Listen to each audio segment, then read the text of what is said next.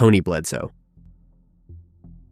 In March 1992, a 24-year-old man left his Arcadia, Indiana home and never returned. For over 2 decades, his disappearance remained a mystery. On April 3, 1992, the authorities in Putnam County, Indiana, made a grim discovery. Dismembered human remains were found dumped in a ravine. The body was missing its head, hands, and feet, leaving the investigators with no immediate way to determine the victim's identity. The condition of the remains added to the challenge. Without key identifying features, confirming who the victim was became a difficult, time-consuming process. With no clear evidence linking the remains to any active missing persons case, the investigation stalled. The case quietly went cold. In 2018, more than 2 decades after the gruesome discovery in Putnam County, DNA testing finally brought long-awaited answers. The remains found in the ravine were confirmed to belong to Tony J. Bledsoe. Tony was born on August 29, 1967. At the age of 24, he was already a devoted husband and a proud father. He lived in the small town of Arcadia, Indiana, with his wife and child. He had previously worked at the Dana Corporation in Indianapolis, a job that had once offered financial stability and structure. Unfortunately, Tony was laid off, a setback that came with emotional and financial strain, yet he never allowed that hardship to affect his role as a father and husband. He continued to show strength and resilience, refusing to let his circumstances break his spirit. On March 16, 1992, Tony left his home behind the wheel of his gray 1971 Oldsmobile Cutlass. He had only $8 in cash and 1/8 of a tank of gas. It was a modest amount, but enough to get him through whatever errand or task he had planned for the day, but Tony never returned home. As the hours passed and Tony failed to make contact, his wife's concern quickly grew into alarm. She knew it was not like him to disappear without a word. With no answers and growing fear, she contacted the local authorities to report him missing. An investigation was launched in hopes of uncovering his whereabouts and understanding what might have happened. The investigators began retracing Tony's last known movements, trying to piece together a timeline from what little information was available. They searched for any witnesses who may have seen his car or interacted with him that day. Every lead, no matter how small, was followed, but nothing brought them closer to finding Tony. The trail was cold from the beginning, offering no clear direction. The identification in 2018 reopened the case, giving both the investigators and Tony's family a renewed sense of purpose in seeking justice for the horrific crime that had taken his life. With this breakthrough, law enforcement agencies began re-examining every piece of evidence from the original case. They returned to old reports, re-interviewed individuals connected to Tony, and pursued any new leads that emerged. The investigators were determined to uncover the truth behind his demise, no matter how much time had passed. Their persistence led them down new investigative paths that had previously gone unexplored. The police efforts intensified after a critical tip was received on March 14th, just 2 days before the official identification of Tony's remains. The tip provided a disturbing new lead that shifted the focus of the investigation. The information came nearly 26 years after Tony vanished, and it would become a turning point in the case. The investigators were told that a man named Thomas Anderson had once spoken about Tony's case under chilling circumstances. According to the tipster, Thomas allegedly claimed to have witnessed another individual commit the crime. The story he shared was graphic and specific, mentioning not only the slaying, but also the dismemberment of Tony's body. The manner of dismemberment matched the condition of the remains found in 1992, his head, hands, and feet removed. The tip included further horrifying details.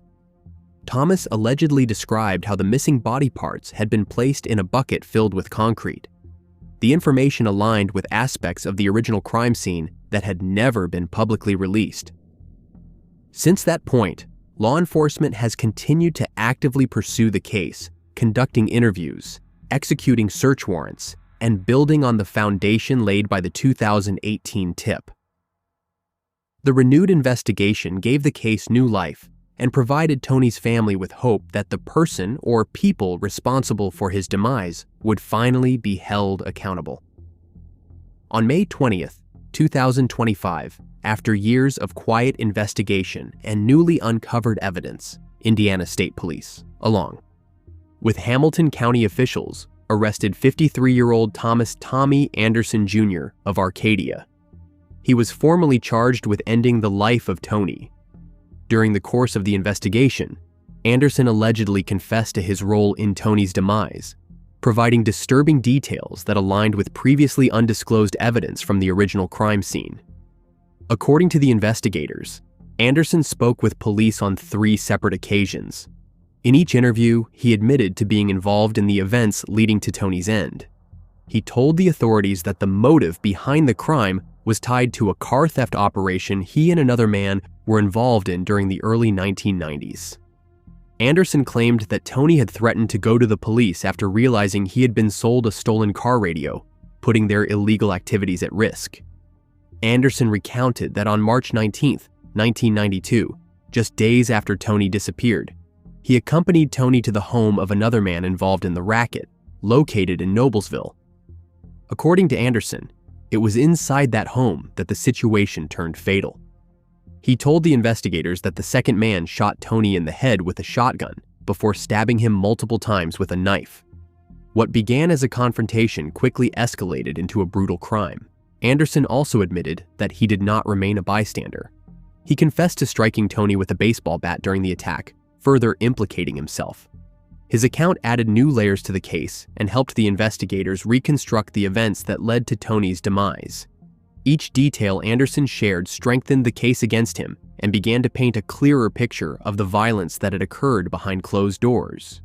In his confession, Anderson provided a specific description of the knife used in the stabbing. He recalled its appearance and gave enough detail for the investigators to follow up on his claim. Acting on this information, the police conducted a search of the second suspect's home. The home belonged to a man named Andy Emmert, who had long remained in the shadows of the investigation. During the search, the authorities discovered a knife hidden inside a safe within Emmert's home. The weapon matched the description Anderson had provided nearly exactly, further corroborating his account.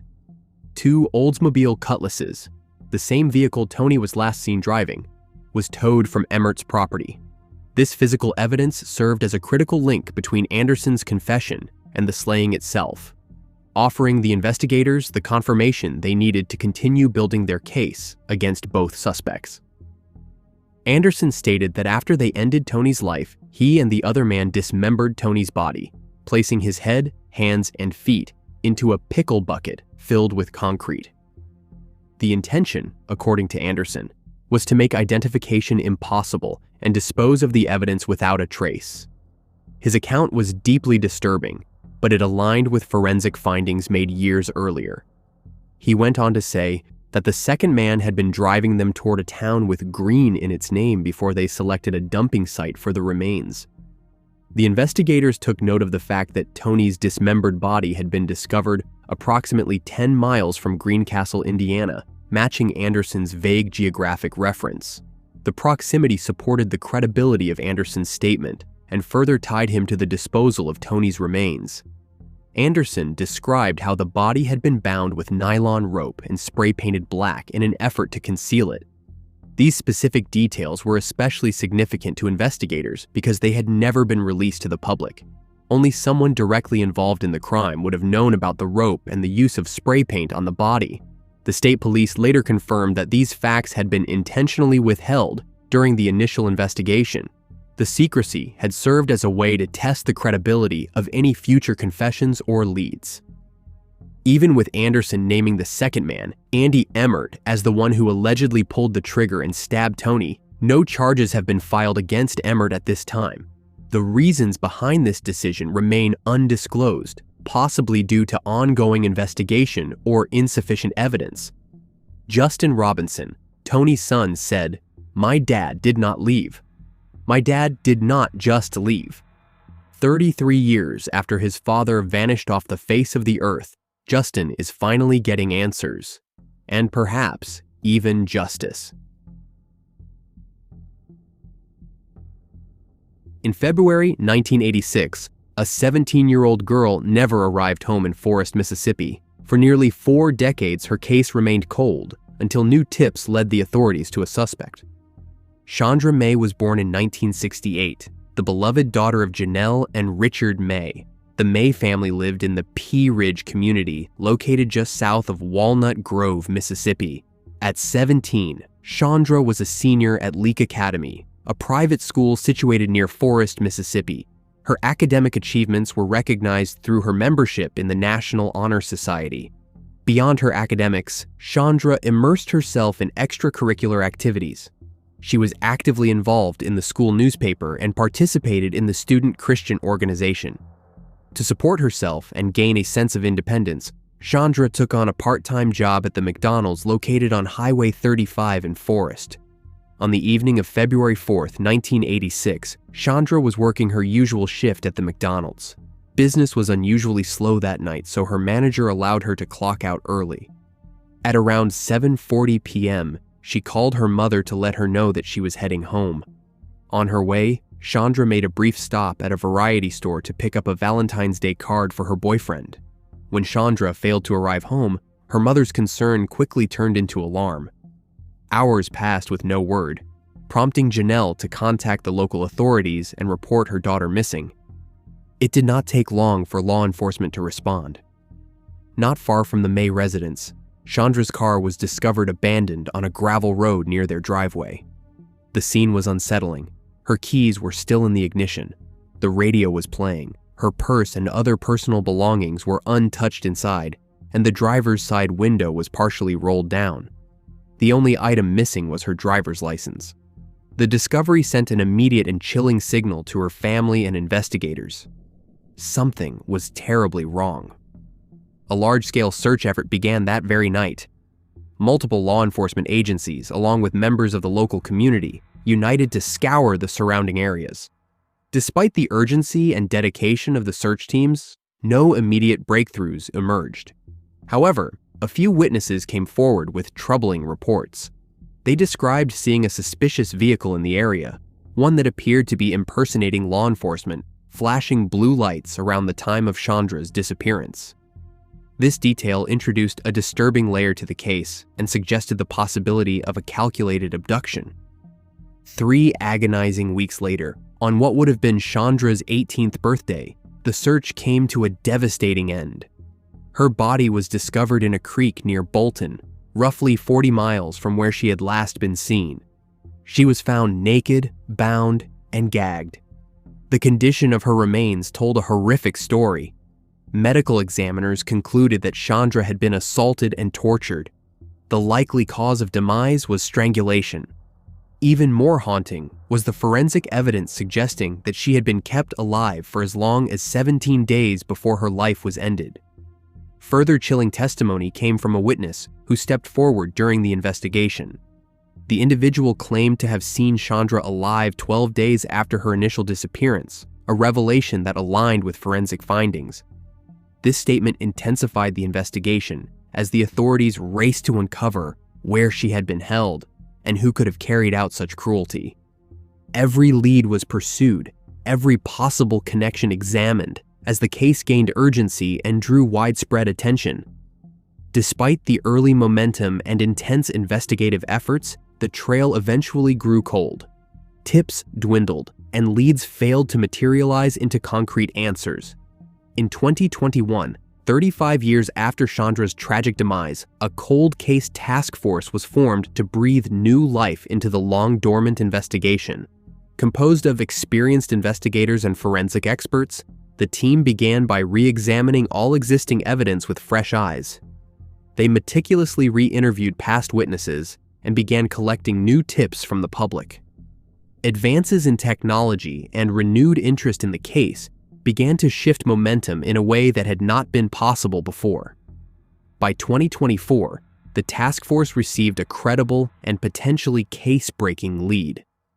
The tip pointed to a man named Reuben Weeks, who had previously served a life sentence in Missouri for crimes that bore unsettling similarities to Shondra's case, specifically kidnapping and assault involving impersonation of law enforcement. The investigators began to focus their attention on Weeks, carefully building a case that would withstand scrutiny. On April 29, 2025, that work culminated in the arrest of 63-year-old Reuben Weeks. He was located living in an RV park in Madison County, Mississippi. Weeks was formally charged with kidnapping, assault, slaying, and impersonating a police officer, charges that mirrored the nightmare Shondra had endured. Following his arrest, a bond hearing was held. On May 5th, a judge denied him bond. Weeks remained in custody as preparations for trial began. Key to this breakthrough were witness testimonies, possibly from as many as 3 individuals, who provided information that helped corroborate evidence and tie Weeks to the crime. For Shondra's brother and the rest of her family, the arrest represented more than a legal victory. It brought long-awaited hope. Janelle, who was already frail from protracted kidney disease at the time of Shondra's demise, passed away in 1994 at age 50. Her father, Richard, the burly but pleasant riverboat captain who plied his trade for a half-century on the wide Mississippi River, would join his wife there in 2023 at 81. Only Shondra's brother, Tim May, his children and grandchildren remained to witness the reckoning in his sister's brutal case. Tim said, "Closure. My mother passed away not knowing what happened. My father passed away not knowing what happened. I am it." In the 39 years since Shondra was slain, she missed so much. Her father walking her down the aisle, her mother bouncing her grandchild, and 1,000 other joys of life foregone. She has not even had the dignity of a proper inscription on her tombstone. Shondra's heart-shaped headstone is inscribed with a date of birth of February 26, 1968. The date of demise was conspicuously incomplete, February 1986. The blank space for the actual date was left there intentionally. Her unsolved case made it impossible for her loved ones to know on which of the 22 days of her kidnapping that she lost her life. With Weeks in custody, the May family could begin to consider what it meant to complete the story engraved on Shondra's grave marker, a final date to honor her memory and mark the closure of a painful, unresolved chapter. John Forde.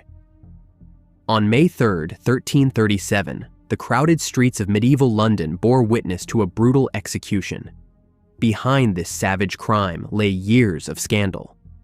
Centuries later, digital archives and forensic research unearthed the layers of betrayal, power, and vengeance that led to one of England's most theatrical slayings, where the pulpit met the dagger and love turned to bloodshed. Ayla Fitzpaine was born into the powerful Fitzpaine family of Stow Guernsey, Somerset, likely in the early 1300s. As a noblewoman, her life was shaped by privilege and duty. Her marriage to Sir Robert Fitzpaine, a baron and parliamentarian under King Edward III, solidified not only social alliances, but the family's political reach.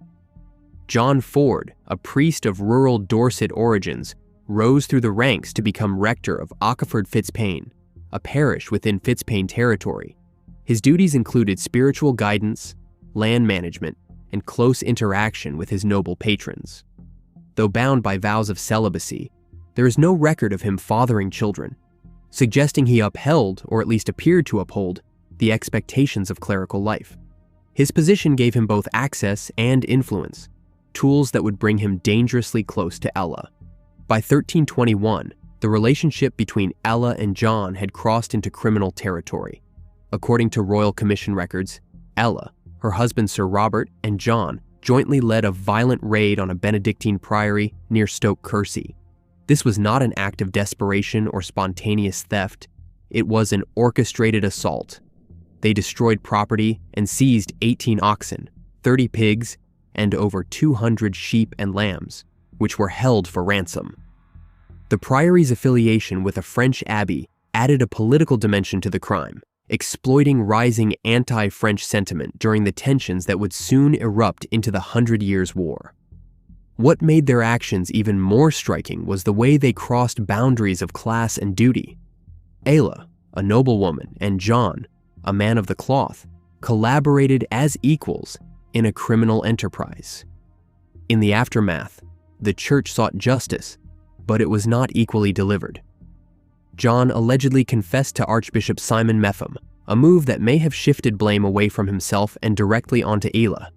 He escaped serious punishment, while she became the primary target of religious wrath. The connection between Ela and John eventually erupted into scandal.